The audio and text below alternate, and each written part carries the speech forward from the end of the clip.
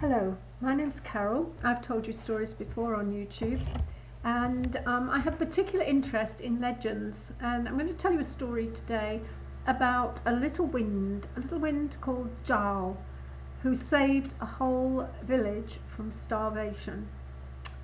Right, now here we go. The Secret Valley. In northwest of Henan province, in the great country of China, was a very beautiful, wild and lonely secret valley.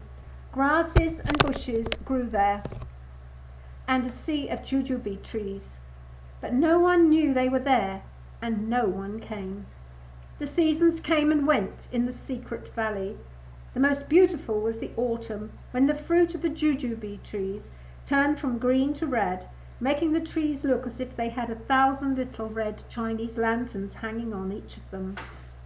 However, before the first fall of the first snowflake had drifted out of the sky and fallen down to the ground, the jujubes had fallen from their mother tree and had covered the ground with a thick, rich, dark red carpet. The trees slept through the winter snows, but when the spring came, white blossoms danced on their branches, and the valley was filled with the hum of bees collecting the pollen. The blossoms gave way to green leaves and little green fruits. Summer passed, then autumn, and soon it was winter again, but still nobody came, and nobody knew anything about the beautiful secret place. The jujube trees were lonely. They could talk with the grasses and the flowers and with the wild animals and themselves, but the conversation was boring, because they all liked to talk about was the weather, the lovely butterflies, and themselves. They all looked forward to the visits of Jiao. Jiao was the North Wind's little daughter. She would come to the beautiful place like a lively little girl dancing on her toes. Sometimes she was dressed in green, sometimes in white, and sometimes in green and white. Everyone who lived in the secret place loved Jiao and looked forward to her visits. They were never bored when she came to visit. She would tell them stories of her travels around the great country of China and play hide and seek with them. Sometimes Jiao would stay for a long time, sometimes only for about 3 hours. Nobody wanted her to leave. They knew that she would be back, and they counted the days and the hours until she reappeared.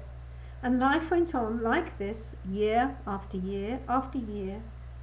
One sunny afternoon, Jiao, dressed in a beautiful green dress trimmed with white daisies, came dancing through the trees on a soft, cool breeze. She was surprised to see that the lovely white blossoms had turned to small green jujubes. "Oh my!" she cried. "I didn't realize I'd been away for so long from my very favourite place in the whole of China. When I left, you were all in your lovely white blossom dresses. Now you all have little green baby jujubes." The trees shook the little jujubes with pleasure at her words. "Not long before they'll grow even bigger and then turn red," a blue flower remarked cheerfully, and all the trees, grasses and bushes were very happy to see Jiao. "Tell us some stories, Jiao," they begged. The funny stories made their leaves curl up with laughter, and the scary stories made the little fruits stand up straight with fear. Finally Jiao said, "There is another story, but it is very sad." "Tell us, Jiao. What is it? What happened?" The trees stood on tipped roots and pressed as close as their branches would allow, so that they could hear every word the little wind was telling them. "On my travels," said the little girl wind, "I came to a village. The people there were very, very thin and weak, and many had died of starvation." "Oh, poor people," sighed the grasses. "Why are they starving?" asked the chief jujube tree. "In their valley it hasn't rained for a long time. The land is dry and arid, and the crops can't grow. They do not have the beautiful river flowing through their valley like you do through yours. Many people have left to find food in other places, but most people stayed hoping that it would rain. Such a terrible disaster for these poor people." Little Jiao sighed sadly. "I didn't know how to help them." The trees, grasses and bushes started to talk among themselves. A few little leaves and jujube fruits fell to the ground like little green teardrops. "It's terrible! Such a disaster! We must help them or they'll die." "How?" "We can't make it rain for them. We have water here from the beautiful river, but we cannot carry it there." "They can come here," cried a little jujube tree. "But they don't know us, and no one knows this secret valley," said an old jujube tree sadly. "I can tell them," cried Jai excitedly, dancing on tiptoe through her friends. "But there's nothing for them to eat." The old jujube spread her branches wide and sighed a deep and hopeless sigh. Nothing for them to eat. Everyone fell silent. No one said a word. It was true. They had grasses, flowers, but no crops, no food. The people would be no better off if they came to live in the secret place. They would starve. "Jujubes! They can eat jujubes!" shouted a small jujube tree excitedly. "We have so many jujube trees, and after our jujubes turn red, they can eat them." "But they live a long, long way away from here," murmured the grasses. "As long as they can make it before winter comes, it will be all right," said the old jujube tree.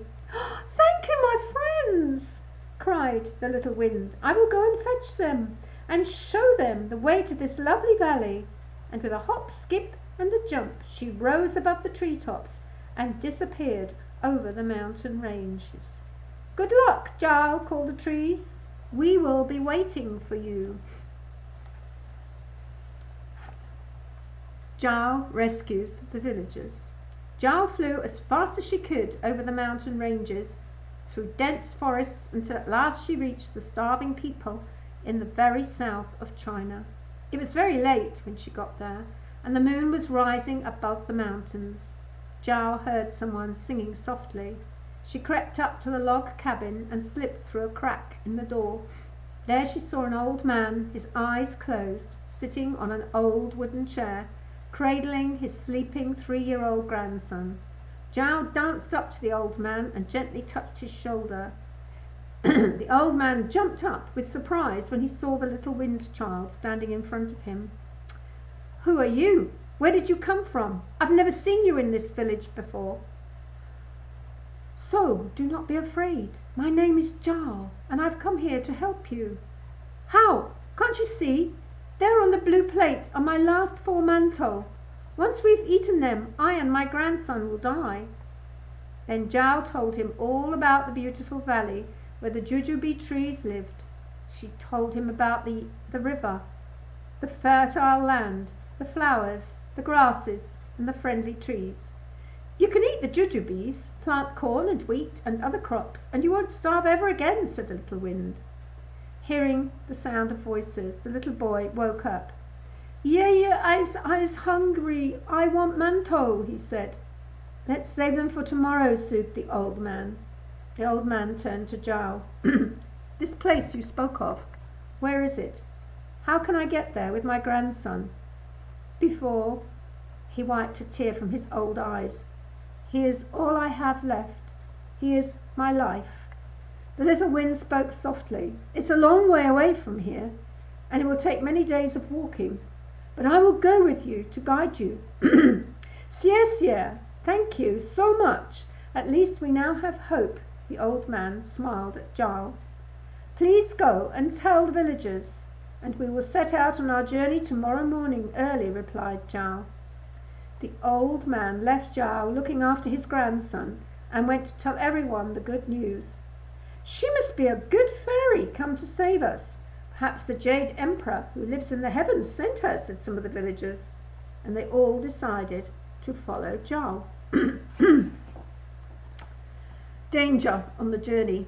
Early the next morning, the villagers gathered in the main street of their village, carrying their goods and leading a few very thin sheep, goats, cows, ducks, chickens, and 4 donkeys. They set off, trusting that Jiao would lead them to the beautiful place.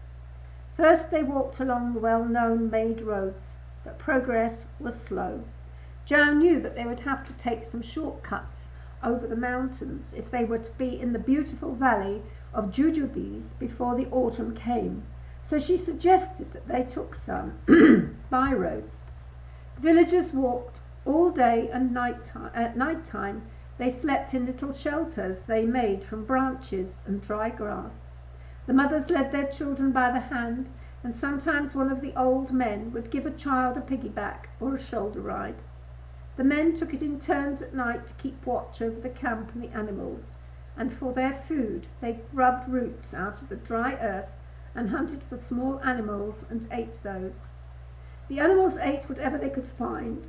The people clambered over many mountain ranges and deep valleys on their journey. Autumn came. Jiao was worried. And it would be the time that the jujubes are turning to red in the beautiful valley, she thought to herself. If we cannot arrive there before winter, the jujube fruit will fall down on the ground and rot. We must walk faster if we are to get to the beautiful valley before winter, she told the exhausted people. Everyone trusted and loved the little wind girl, so they tried to walk faster than before. Soon they came to a massive forest. Jiao was very happy and excited. Listen, my friends, she announced. Once we're through this forest, we will see the river and the jujube trees and everything I've told you about. The people cheered and set about collecting fallen wood to make shelters for themselves and their animals for the night. Soon all the women and children were asleep, and the men took turns to watch out for the hungry wild animals. At midnight the people woke with a start. "Tiger! Tiger!" shouted the watchman nearest to the animal pen. "Tiger! Near the animal pen!" The terrified animals were making a terrible noise of baaing, braying and mooing. The tiger circled their pen, licking his lips at the thought of the feast he was going to have. The more frightened they are, the easier it will be to kill one, thought the tiger as he paced around the pen of thick brushwood. I will catch one as soon as they break through the brushwood. It will be easy once they are all running wildly through the forest. The young and the old stayed in the shelters. The men and women tumbled out of their shelters with heavy sticks in their hands. Jiao came out of her shelter to help the people fight the tiger. "Go back! It isn't safe! Go back, Jiao!" "No!" she yelled. "I'm not afraid! I will fight with you!" One man rushed towards the tiger, waving his stick. Soon he was joined by the other men and the women, all running towards the animal pen, waving their sticks at the tiger and shouting loudly. The tiger was afraid to go backwards. He growled deep in his throat, opened his mouth to show his fangs, and slashed at the villagers with his claws as they tried to hit him with their sticks. "Come back!" yelled Jiao. "We have to have a strategy." "Tigers hate fire!" shouted one wise old man. "I can make fire!" yelled Jiao. "Quickly, throw your sticks onto the ground in a pile so I can make fire." The people obeyed. Soon sticks were raining down, forming a huge pile. Jiao pursed her lips and blew a very strong wind full of magic fire towards the sticks. They caught light. The tiger turned and ran for his life towards the distant mountains and safety. "Xie ni, Jiao! Xie ni! Thank you, thank you! You have saved us and our animals!" cried the people. "You are our good fairy child!" They hugged Jiao again and again. "Go to sleep now," smiled Jiao. "Tomorrow our journey will end." Journeys end. The next day they heard the sound of gurgling water. Excitedly they pushed their way through the trees until they came to the banks of the river. Some bent down to scoop water up into their hands to drink it. Others dived in and danced for joy. The water was freezing, but they didn't care. Soon the sight of the jujube trees, some at the sight of the jujube trees, waded through the river and started to climb them, gorging on the fruit. There were shouts of joy everywhere. "You did a good job, Jiao," murmured the trees. "Thank you," smiled the little wind, bowing in true Chinese fashion to the oldest jujube tree. "I must go to my father. The north wind is calling me." And with a hop, skip, and a jump, the little girl rose into the air And as she danced over the mountains towards Mongolia, she shouted out, "Sai Jian, war de Pagnols," which in Chinese is, "Goodbye, my friends." The people were saved. They settled down and began a new life among the jujube trees. That autumn and winter they lived on jujubes, and when the spring came they planted wheat, corn, and all kinds of vegetables. The trees were no longer bored and lonely. The children played in and around them all day long, and in the evenings the old men would sit under their shade, smoking their pipes and telling stories, whilst they played Chinese chess and mahjong. The people would never starve again. They always ate a lot of jujubes in the autumn and stored many for the winter. They loved the jujube trees, and they loved the little wind Jiao. But although Jiao paid the trees visits, the people never saw her again. But in honor of what she did for them, they named the beautiful valley Jiao, and as time passed, the name changed to Jiao. The people of this modern big city in China have never forgotten the story of Jiao and what she did for the villagers all those many years ago. Now, that's a very interesting story and was told to me by one of my students in China. Now, I think that Jiao wasn't a wind. I think Jiao was a little girl who was sent to save the villagers. I don't know what you think, but there's always some truth in a legend. Bye, talk to you again soon.